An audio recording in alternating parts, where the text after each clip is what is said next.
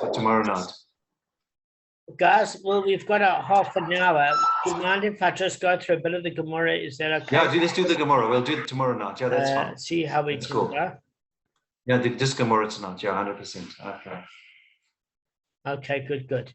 Arthur, it's nice to see you. I know you're working. I appreciate you joining.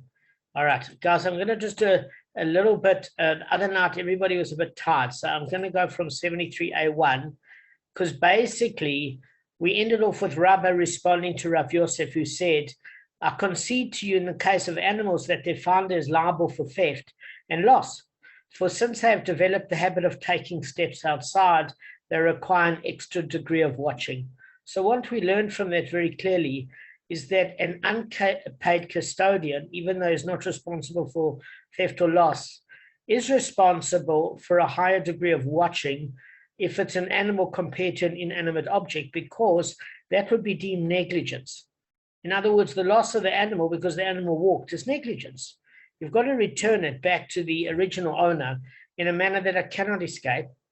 And if it's stolen because the animal wandered off, that again is negligence. So even though it's seen as an unpaid custodian by Rabba, he says to Rav Yosef, yes, for something that's stolen or lost, I agree with you, but only because I deem it as negligence and not because I deem it as a paid custodian. So that's where we ended off. And then the other night, everybody was a little bit tired, but I got to give you guys 10 out of 10, that even though we were tired, you guys wanted to do another share, which I appreciated, even though we had no power. Or I don't remember. It's South Africa. There's something every other day. So whatever it was on that day, I appreciate your attendance. I'm just going to go through those final steps again, because Rabba now attempts to refute the opinion of Rav Yosef. Rabba challenged Rav Yosef from the following brisa. Okay? So the word return obligates one to return a lost object to its owner. Now, where do we say this? I try to find the Sepharia for you guys, but the problem is that English of the Sepharia doesn't translate super well. They've done a wonderful job. It's a resource that's free, but you're missing some nuances. Well, what are you missing? If you look at the Stone edition of the Chumash, which is an art scroll-based publication, it shows you the repetitive nature of the word. It says, well, the entire verse in Deuteronomy, chapter 22, verse 1 states, you shall not see the ox of your brother or his sheep straying and hide from them. Return. You shall return them to your brother. So obviously there we see that the word return, you shall return them to your brothers, a repeat. We realize, as Gavin said the other night, that the Torah never wastes words. So Gezerah Shava means there's words free to teach you other things. So what is this word there free to teach you? Well, there's a difference. As far as Rabbah is concerned, it says, look, we have learned ordinarily previously that the finder must return the object to the owner's house, okay? But from where can I derive that if he returns it to the owner's garden or his deserted building, he has also fulfilled his obligation? The Torah therefore states, you shall return them, to teach that you may return in any manner, even to the owner's garden or deserted building. So what it's saying is the word teshivam, you shall return them, is redundant. What it's doing is it's saying you can basically return the object in an inferior manner. What do we mean by an inferior manner? Well, we're going to go through it now. What does that mean? So he's saying, look, we're not just learning, this word shall return to them is not just teaching you that apart from leaving it in the original owner's home, that you would be off the hook because it's considered a reasonable return. But we're also saying something else, that if you left it in his garden or his adjacent building, you'd be fine. We even learned before that you could leave it at the guy's office where he doesn't own the property as long as he sees it, and you leave it with his PA, etc. So Rabba's saying that that's not what it's coming to teach you. We know this already. When it says it's garden or his deserted building, it says that it refers to a garden. It's not referring to a garden that is secure or a deserted building that is secure, because it's teaching you nothing. Rabba's saying, it's saying, look, the guy's house, the original owner's house is secure. So if it's secure, and you can leave it somewhere else where it's secure, that's obvious. We learned that in the previous brisa. What these words are coming to teach you is that if he returns it to his garden that is not secure, and his deserted building that is not secure, you can even return a lost object to such a place.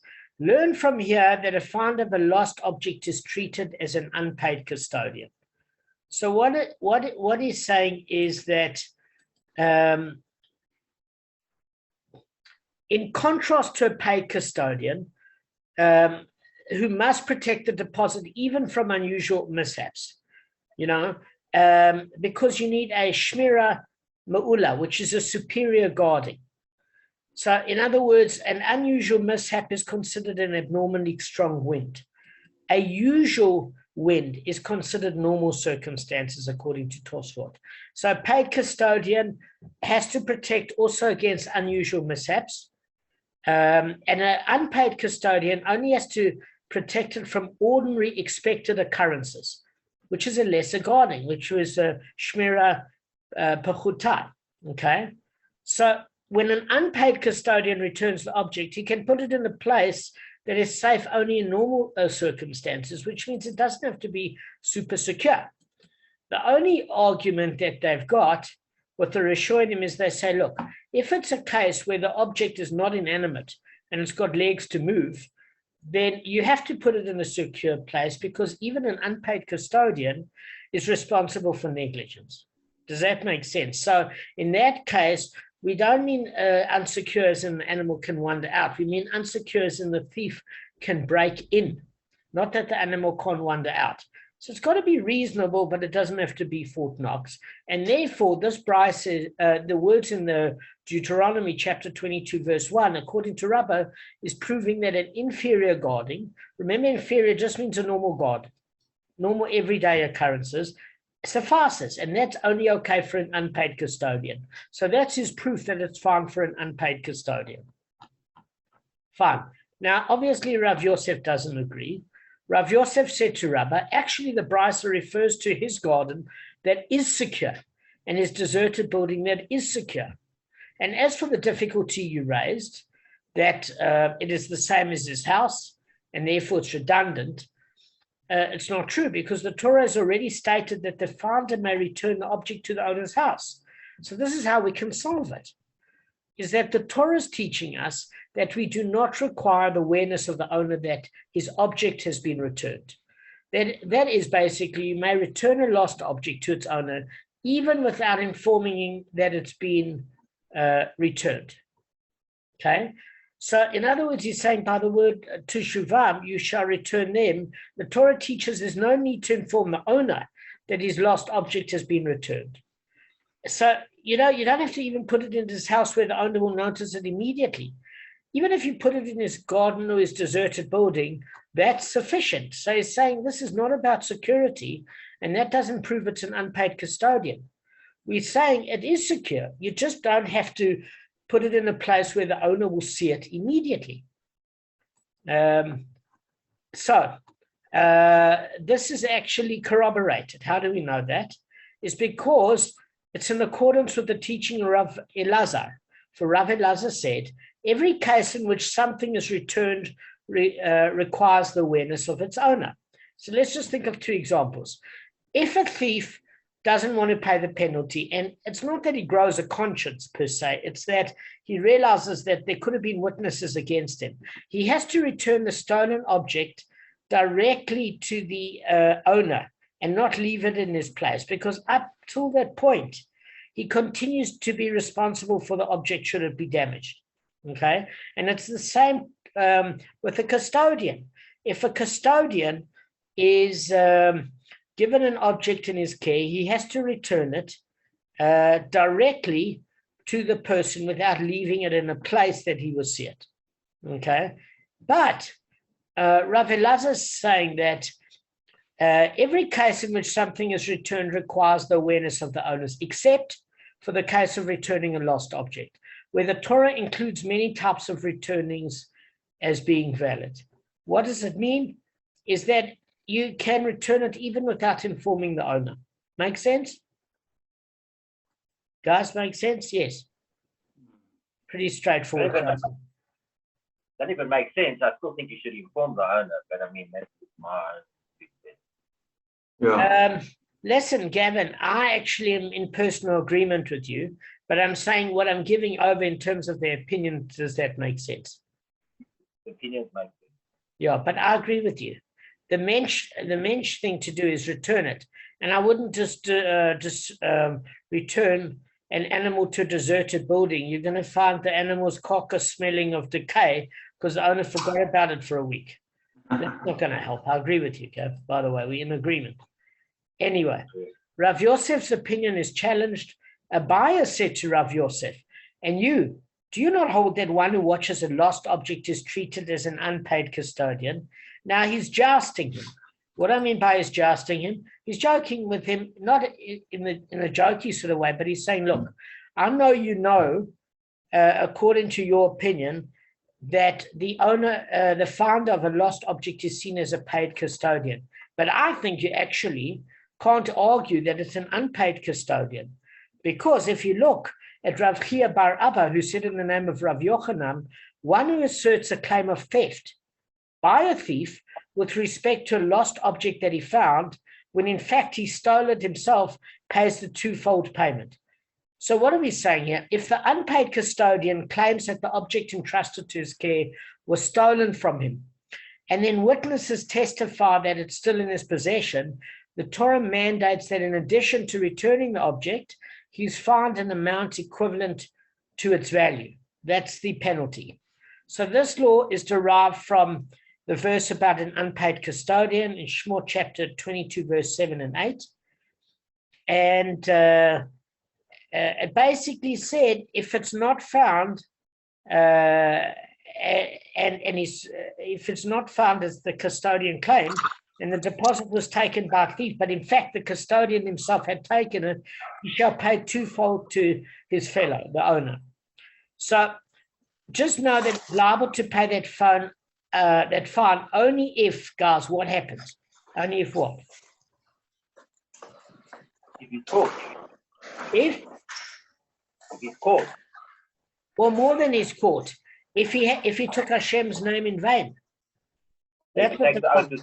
So in other words, at that point where he hasn't taken it and they find it, he doesn't have to pay the penalty. It's only if he's prepared to swear on Hashem's holy name that in fact it was stolen, and in fact he kept the object for himself, that he has to pay the penalty. Okay?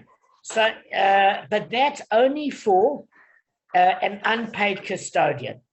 Because what happens with a paid custodian is a paid custodian is not off the hook for something that's stolen or lost. What does he have to do, guys? Replace it. Replace it. There's nothing to talk about. There's nothing to talk about. He has to replace it. So there is no oath. Because again, an unpaid custodian has a lower degree of watchmanship, of responsibility, because he's not getting paid to look after the person's item or animal. So therefore, he doesn't have to take on the need to be responsible for something that's stolen or lost. He just has to, if it gets stolen or lost, swear that in fact it is stolen and not that he kept it secretly. And that would deter most people from keeping things secretly, because anybody in their right mind should be fearful of Hashem, and especially fearful of lying using Hashem's name. Okay. So basically what you've got to bear in mind is that Rav Yochanan, he extends the law of the twofold payment to one who was safeguarding a lost object. Why? Because he said that he should swear it was stolen from him, and then is found to have lied, he must return the object and pay the fine. Because the Torah imposes the twofold fine when? On a custodian only where he sought to exempt himself from payment by claiming that the object had been stolen. Okay? So that penalty is liable to who? An unpaid custodian only, guys. And that's why he has to take an oath, because as soon as he takes an oath, he's exempt for that theft.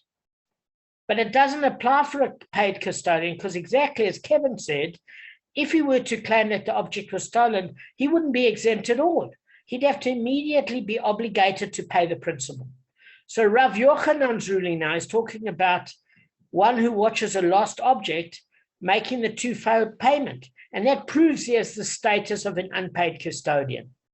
So this then is a proof against Rav Yosef, who says that the owner, the founder of a lost object is actually a paid custodian. Does that make sense? All right, Kev, do you want to give it back over to me so I can just see that you've got the concept? How's this a proof against Rav Yosef? And explain it to me. I can't do it as well as you did it. In your own words, I'm happy. The last point, Rav Yosef, I need to see the two theories. Okay, so is it one of the things that unpaid custodian is considered like a paid custodian if there's loss or theft that he has to replace it? Okay, so let's build it up in 3 simple steps. Step number 1, Rav Yosef holds that the founder of a lost object is like a paid custodian because Hashem has told him that he has to return it. And therefore, he has to look after it in a superior manner.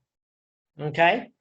That was the reason. Okay. Because Rabbah didn't agree with this theory of saying that he's exempt from a mitzvah at the time. Therefore, because he doesn't have to give money to tzedakah because he's busy with this mitzvah, money saved is money earned. He said, look, the likelihood, you're not going to watch it for the rest of your life saying, I'm not going to Shachrit, Mincha, and Mariv. You know, so it doesn't free your obligation from other mitzvahs, not at all. He says, okay, so you've got to feed the animal, but it's very unlikely that at the exact moment you're feeding the animal, then a beggar's going to come around. So that doesn't, to me, make sense. So there's another explanation given that Rav Yosef says, you know what? When somebody, a fellow Jew, is an unpaid custodian, you should look, as Gavin quite rightly said, look after his object in the highest possible, most superior manner, taking into account anything that could go wrong. It's the right thing to do. But then nobody would take on the obligation if it was legally bound, because you'd turn around to me and say, I'm going back to Israel. I want you to look after my stuff. And I'd say to you, Kevin, and you said to me, Damon, but if you lose it or it gets stolen, I'm going to sue you. I'm going to say, Kevin, leave it with your dad. Better out here. I don't want the drama. So therefore, the rabbis dialed down the level of responsibility for an unpaid custodian because nobody would take on helping his fellow if they're going to land up in court. So therefore, that but how you should look after somebody's object and how a person agrees to if they're not paid are two separate things. But since Hashem said if you find a lost object, you have to return it, there is no getting out of it. And you are responsible to the maximum capacity. And therefore, Rav Yosef says you're a paid custodian. That is step number 1. Now, Abaya here is using a proof against Rav Yosef. And he said, look, Rav Chia bar Abba, who said in the name of Rav Yochanan, and obviously both hold by these opinions because I'm sure these Rabbonim came before them. That's why they're holding by these opinions. I don't know much about my history of whom came first, but obviously it was brought for this very reason. And he said, Rav Chia bar Abba had said in the name of Rav Yochanan, one who asserts a claim of theft by a thief with respect to a lost object that he found, when in fact he stole it himself, pays a twofold payment. Now, if you should think, Rav Yosef, that the one who watches a lost object is treated as a paid custodian, then why does he pay the twofold payment? He should become liable to pay the principal immediately, even if his claim is true. So he was saying, look, the very fact that these great Rabbonim have thought that you have to pay, if you're caught lying as a thief for a lost object that you say you no longer have it was stolen from you, and you're caught out, you have to pay the penalty, that proves it's an unpaid custodian, because it means you have to take the oath and then you were caught out lying by witnesses. So if it's a paid custodian, as you say, there would be no twofold payment. You just pay the penalty, meaning you claim it's stolen, So fine, just replace the lost object. Then you're seen as a paid custodian. So this is a proof, Rav Yosef, to you that these great men see the founder of a lost object as an unpaid custodian. So Rav Yosef, what do you say to that? You understand the second part of the argument. Then Rav Yosef says back, he said, look, he said to Abai, what are we dealing with here in Rav Yochanan's teaching, where he makes a claim of theft by an armed bandit? Meaning he claims that an armed bandit took the object from him by force. That's the opinion of Rashi. Although a paid custodian is liable for theft, he's not liable for armed robbery because that guy goes in a different category. It goes in a category of an unavoidable mishap. And a paid custodian is responsible only for preventative loss or theft, but not for mishaps entirely beyond his control. That's under honest. So if a paid custodian claimed that the object was seized by an armed bandit and he swore to that effect, he wouldn't have to pay anything. He'd be off the hook. So then, should he find to have lied, he must return the object and pay the fine. So that's a situation where even a paid custodian would be made to pay the twofold payment. So even one who watches a lost object has the status of a paid custodian, as Rav Yosef maintains. Rav Yochanan's ruling that he makes a twofold payment is still valid since it would apply in the case of theft by an armed bandit. And Abai counters to that argument, as you know, guys, look, an armed bandit is considered a gazlan, and the law of the twofold payment doesn't apply, right? Because we know, remember we had Rav Simcha Steinhauer and Rabbi Albach teach us that the Torah distinguishes between a robber, a gazlan, who takes property forcibly in the victim's presence, and is not scared of people, and a thief, a ganav, who steals secretively, a burglar, a pickpocket. So in reference to the twofold payment, the Torah only specifies a thief. That's in Shemot, Exodus 22, verse 6, because it says, and it is stolen from the house of the man. If the thief is found, he shall pay twofold, the thief. So only the thief makes a twofold payment, whereas the robber simply returns the lost object. And the reason that we learned this was very simple, is that the thief is made to pay double because he fears people's opinion. That's why he sneaks in and steals, because he wants everybody to think he's a good guy, Kev, but he's not afraid of what Hashem thinks of him. So it's for that impetulance, he pays double. But a robber is so stupid that he's not scared if he gets caught by people or he gets caught by Hashem. The guy's stupid. He only has to pay back the money. It doesn't show disrespect for Hashem. It shows stupidity all around.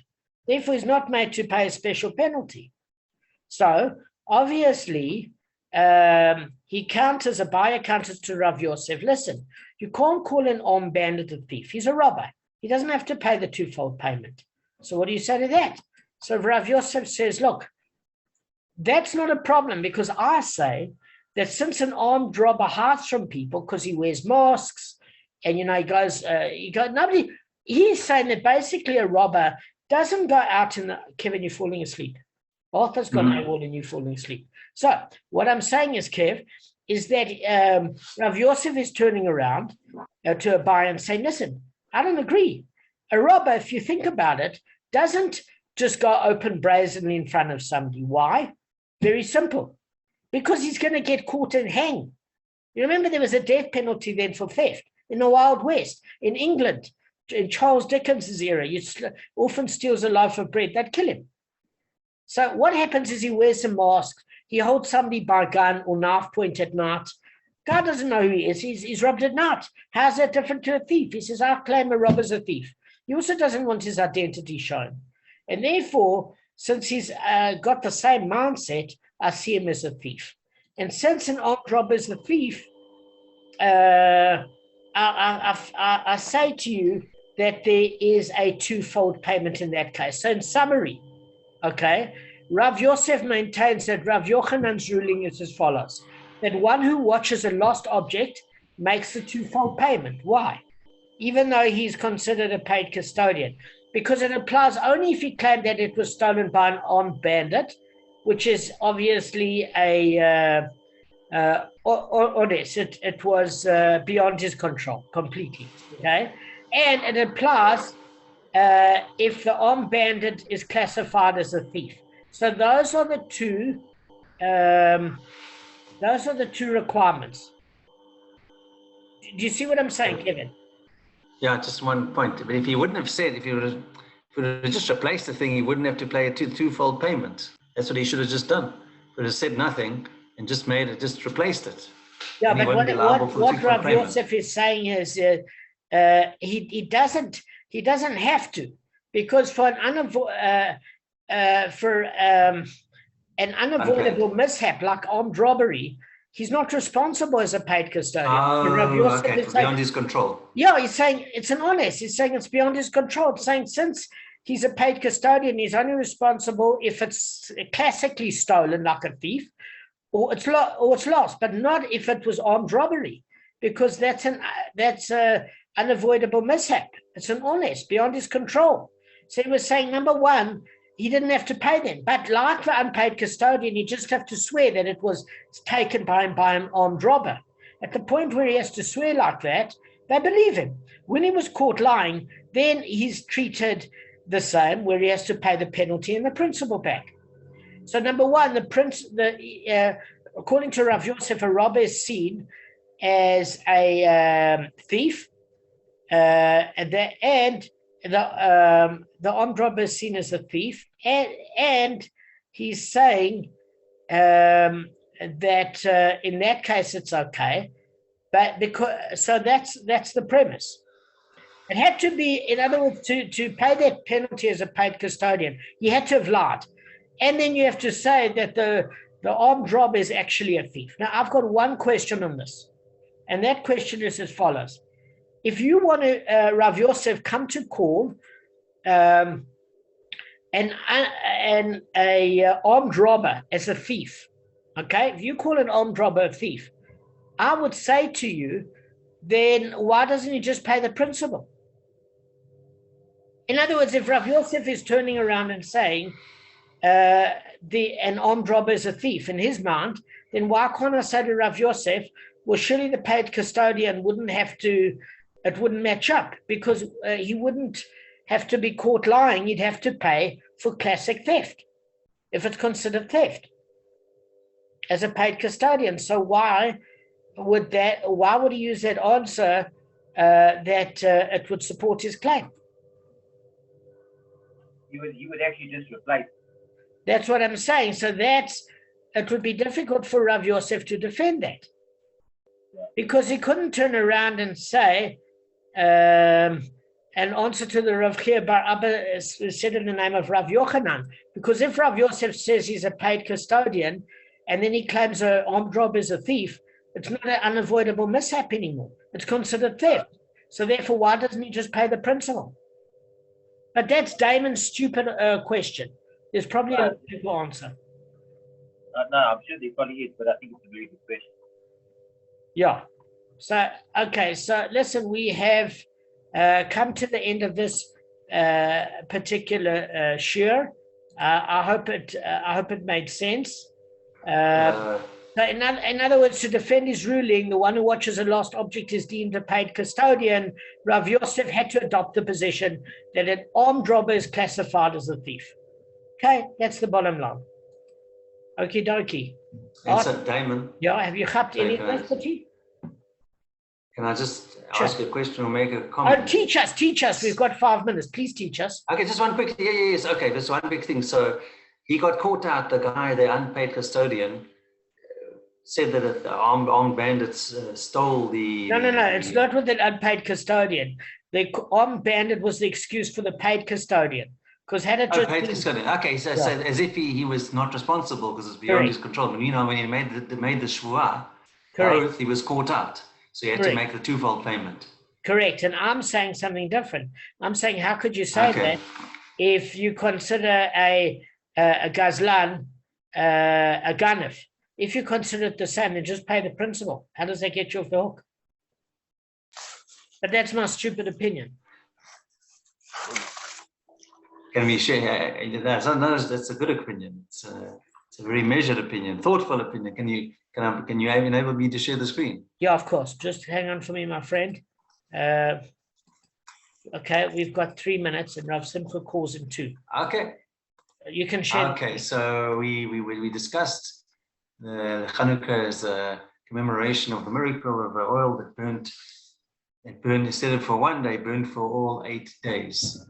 Okay, foods we said oil-based like latkes, donuts, jam donuts, which you'll see here. Okay, now let's just go on to the lighting. You have to light.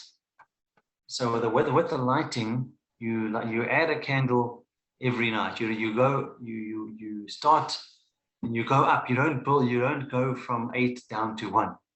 It starts from 1 down to, so you're building up. That's what it is. It's like in anticipation. I think I'm trying to explain it. Okay. And the light has they say, if possible, each member of the family should have their own Chanukiah, or menorah as we call it. Menorah is actually a globe, in Israel. It's not call it a Chanukiah with 8 candles or 8 oil candles. So what you do is when you light, there's actually a nice diagram here. We'll come back to the other stuff here. When you light, we can let me just make it bigger. Just make okay, sure. I'll make this bigger. It's not, I can't make it, sorry. So you have, when you light the candles, you first light a shamash, which is the candle you're going to use to light all the other candles. So you light that first, then you light, and you start from the first candle. So let's say this is night 1. So night 1, you set the candles up from right to left. So anyway, so night 1, there's only 1 candle. So you light that one first. Then on night 2, you put this one in first and that one, and then you light that one. You light the new candle first, as far as I know. Okay, you light from left to right, but you start off in the right position of the menorah. Okay, it's starting at Simcha Shir. We've got Kev, we've got to go, my friend. I'm so sorry. Okay, so we'll do it tomorrow. It's fine. Right. You did something. All right, guys. Even if it's 30 seconds. Shkach. Thanks for having the share. Thanks for. Sure, we'll join the share and now, Kev. Don't worry. All right, guys. Thank you. I hope tonight was good. Thank you. Yeah, so I was just a bit tired. I get up at 6 o'clock and I got a shul and I ran also today. So it was only for a brief second. I don't blame you. There's no issue at all. You got a good sense of it at the end. Arthur, nice to see you. I know you've got a lot of pressure. You see, it's cold now, Damon. You must bring a warm jacket with you, man. I will. And raincoat. You see how Arthur's wearing